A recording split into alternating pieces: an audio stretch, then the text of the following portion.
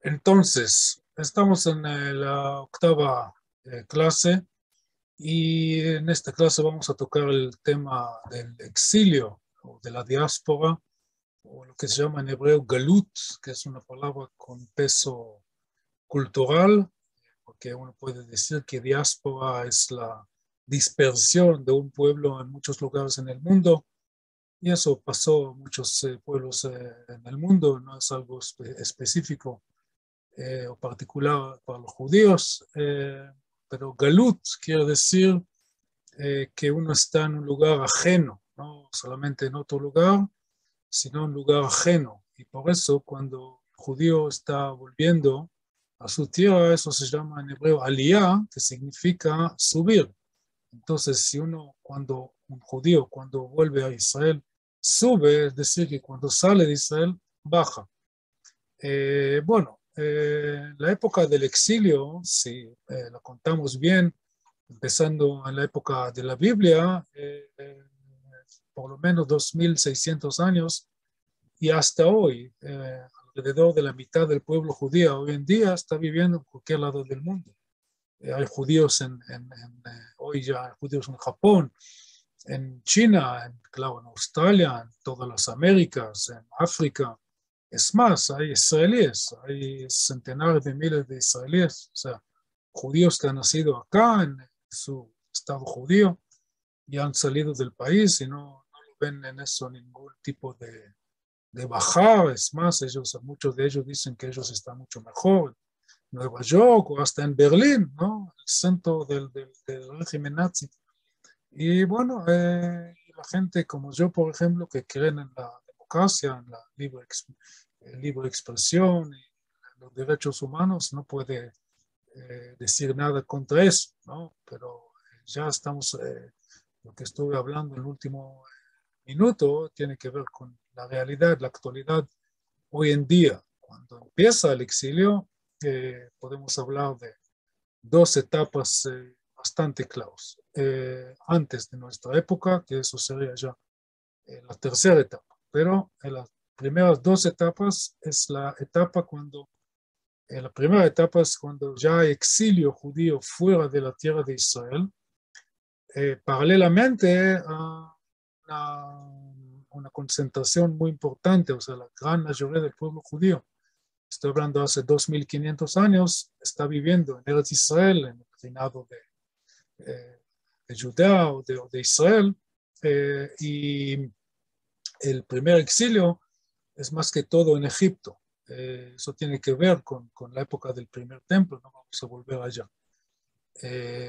Entonces, la segunda etapa sería cuando hay exilio judío, que la mayoría de los judíos ya no viven en Israel, y ahí está la diferencia.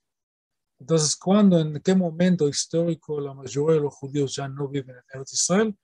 Eso ya en la época bizantina, es decir, el fin de la época romana.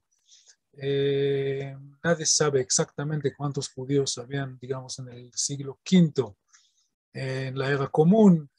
Lo que sí se sabe, o sea, los historiadores pueden decir tranquilamente que si el cristianismo fue perseguido más que el judaísmo, fue perseguido por el Imperio Romano hasta principios del siglo IV, en la era común, a partir del siglo IV, en el momento que el cristianismo se transforma a la religión oficial del Imperio Romano y después va en realidad tomar el lugar del Imperio Romano, que se desarmó totalmente por toda la historia del pueblo, del Imperio Romano, que no lo vamos a tocar en este momento, por supuesto. Entonces, a partir de este momento, muchos judíos que no querían seguir siendo judíos se convertían al cristianismo, y en este momento podemos decir que muchos judíos que eran judíos en la diáspora ni siquiera quedaron como judíos en la diáspora, y en Eretz Israel menos todavía, porque Eretz Israel, cuando termina la época bizantina y empieza la época árabe en la región, estoy hablando del séptimo siglo, era común, cuando Mahoma empieza su proyecto del Islam. De ahí en adelante hay una decadencia muy fuerte en la población judía en la tierra de Israel y bueno, después toda una larga historia en la zona, después de la primera época árabe, tenemos otra época musulmana y después vienen las cruzadas y después otra época musulmana de los mamelucos y después vienen los otomanos y bueno, cuando llegamos a la época moderna, digamos como poner un número redondo, 1800, los historiadores dicen que con la invasión de Napoleón a Egipto en 1798, ahí empieza la época o la era moderna en lo que después se va a llamar el Medio Oriente, que entonces ni se llamaba así, pero en nuestros términos, digamos, el Medio Oriente es la época moderna empieza en 1798, vamos a redondear a 1800. Entonces, en 1800 hay en toda la tierra de Israel no más de 10.000 judíos, ¿okay? Comparando con más o menos 2.2 millones en todo el mundo.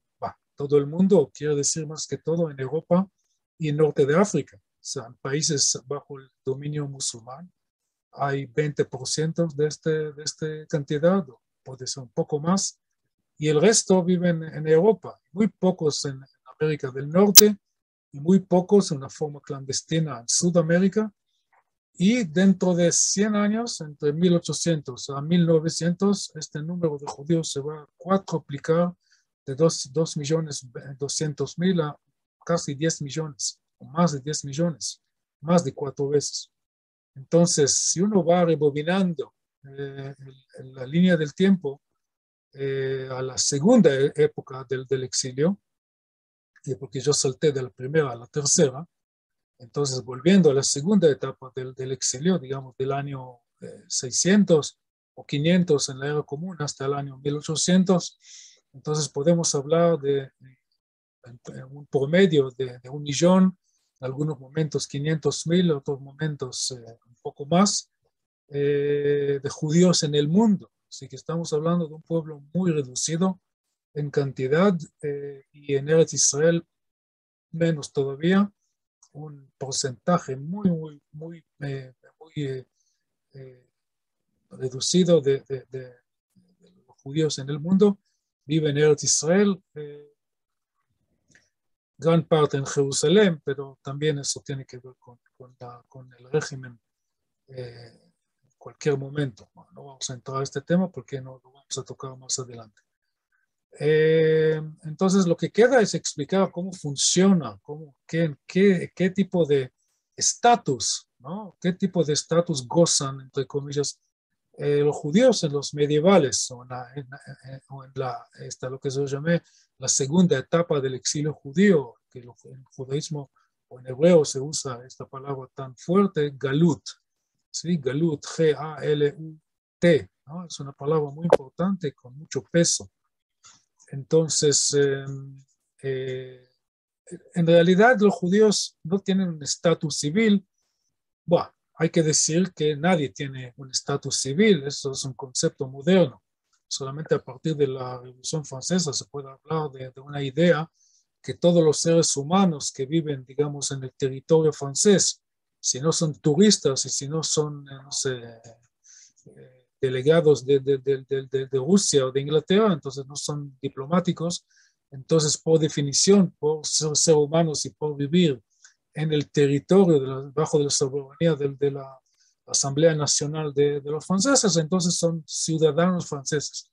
Después viene una distinción entre una ciudadanía activa y ciudadanía pasiva. La activa se puede ser elegido y elegir, el pasivo no, tiene otros derechos, no tiene el derecho de elegir. Bueno, después viene la cuestión de mujeres que en Francia no pertenecían al electorado hasta 1946. Bueno, no vamos a entrar a toda esta historia, pero tratando de contestar la pregunta, ¿qué tipo de Estado civil tienen los judíos en los medievales? Entonces, en una sola palabra, no, o sea, directamente no tienen ningún Estado fijo. Los judíos están considerados en latín servi camerae, Eso significa que ellos son los servidores de la cámara.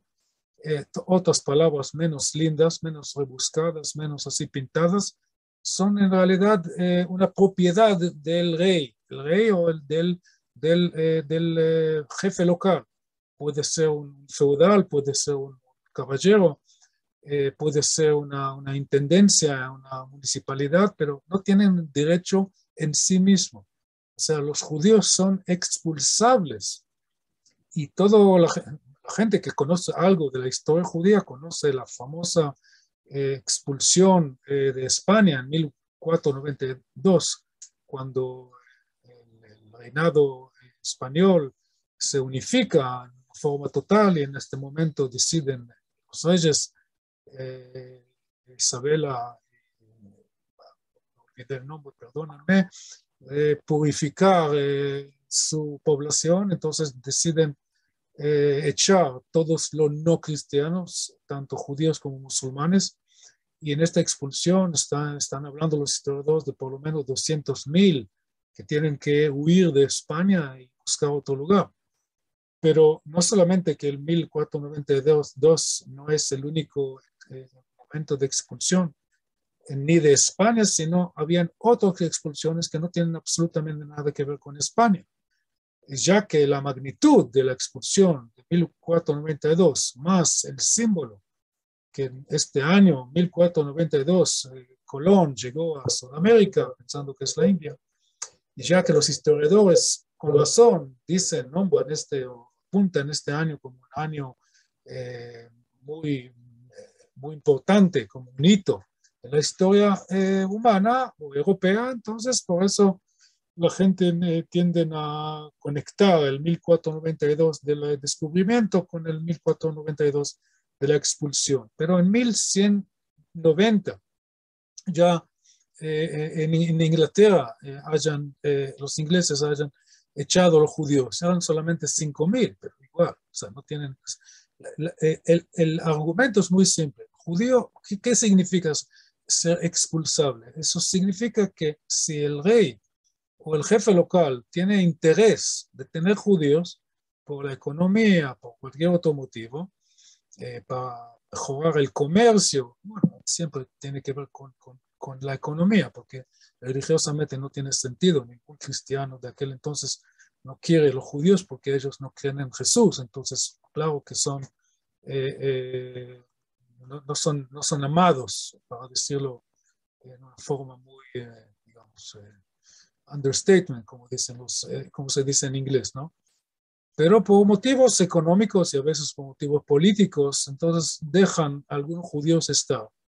Y en el momento que no le queda cómodo, lo expulsan. Y eso pasa en 1190 en Inglaterra. Eso pasa 4 veces en el siglo XIV en Francia, entre 1304 la primera vez y después el último, creo que es 1390, algo así. Después en Portugal, 1397, y después España. Entonces los judíos no tienen ningún estatus. Es más, si un judío particular tiene el derecho, lo que se llama el privilegio, de tener su casa en X lugar, eso no significa que los judíos como una raza, o como una etnia, o como un grupo sociocultural tienen el mismo derecho. Es más, hasta el siglo XVIII, el famosísimo Moshe Mendelssohn, un gran filósofo que fue tan respetado por todos los filósofos, pero no tenía una ciudadanía como ellos, él sabía que en el momento que él fallece, sus propios hijos van a tener que pedir otra vez el permiso de seguir viviendo en su lugar.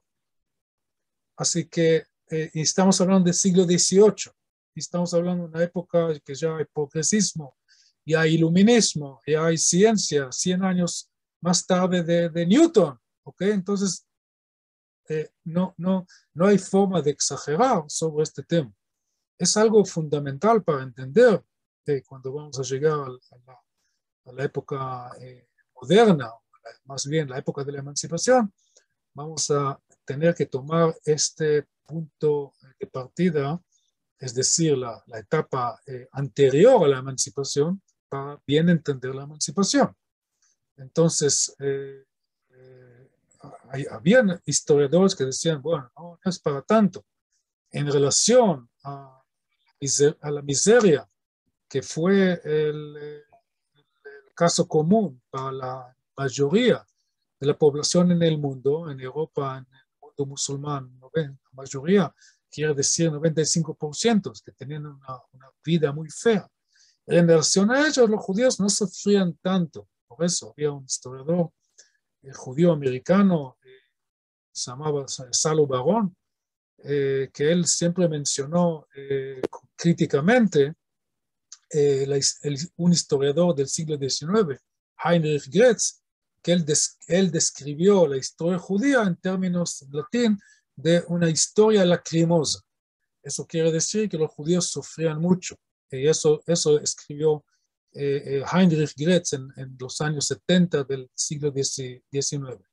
Viene Salo Barón, 50, 60 años más adelante, y dice, comparando con el resto de la población, los judíos no sufrían más y en algunos casos sufrían menos que la mayoría de la población. Pero yo, como otro historiador que viene mucho más tarde, por eso puedo analizar las cosas de una forma a lo mejor un poco más compleja, ¿no? Como una polémica entre historia lacrimosa o historia no lacrimosa. El argumento de Salo Barón es muy vigente, pero no tiene nada que ver con la cosa fundamental. Es decir, si bien los paisanos, los campesinos en Rusia, por ejemplo, que eran 40% de la población y no gozaban de ningún derecho, no tenían nada de educación, estaban bajo el control de la iglesia. El emperador, la zarina o los zares en Rusia lo trataban como almas, como si es algo abstracto, ¿no es cierto? Claro que, bueno, ni hablar del frío, ni hablar del hambre. Bueno, las condiciones en Rusia hasta hoy en algunos momentos son muy problemáticas. En comparación a ellos, claro, que judíos que vivían en Varsovia relativamente estaban mejor físicamente. Pero ningún campesino en la Rusia del siglo XVIII, XVII o XIX estaba en el no estatus civil que estaba el judío, aún si era Moshe Mendelssohn uno de los filósofos, de los mejores filósofos en la historia de la humanidad y sin dudas uno de los mejores filósofos en Alemania del siglo XVIII. De este punto de vista, no es cuestión de comparación cuantitativa.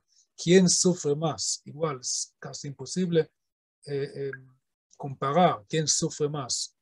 ¿Ok? Es algo sobreentendido. O sea, no es cuestión cuantitativa, sino es cuestión cualitativa.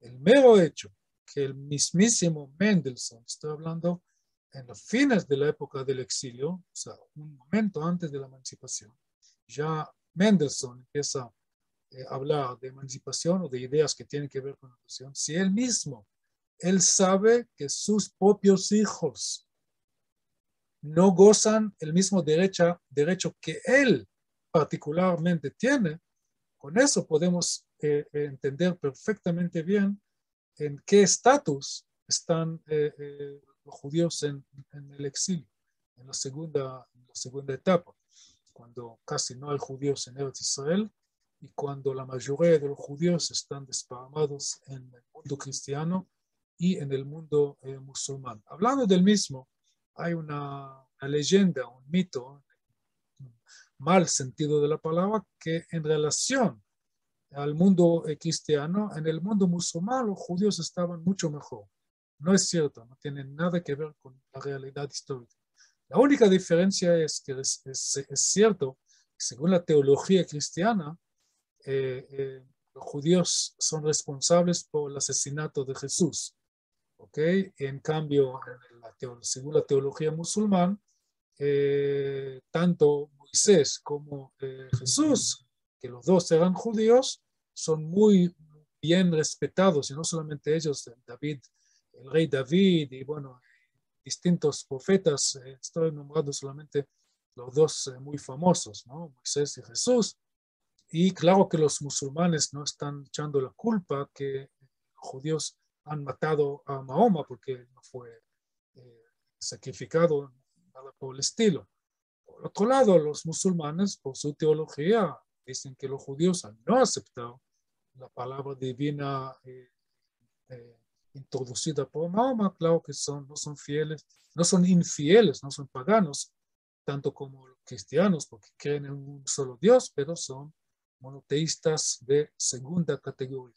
Y por ser monoteístas de segunda categoría, son personas de segunda categoría. En ese sentido, no hay ninguna diferencia entre judíos que vivían en el mundo musulmán y judíos que vivían en el mundo cristiano.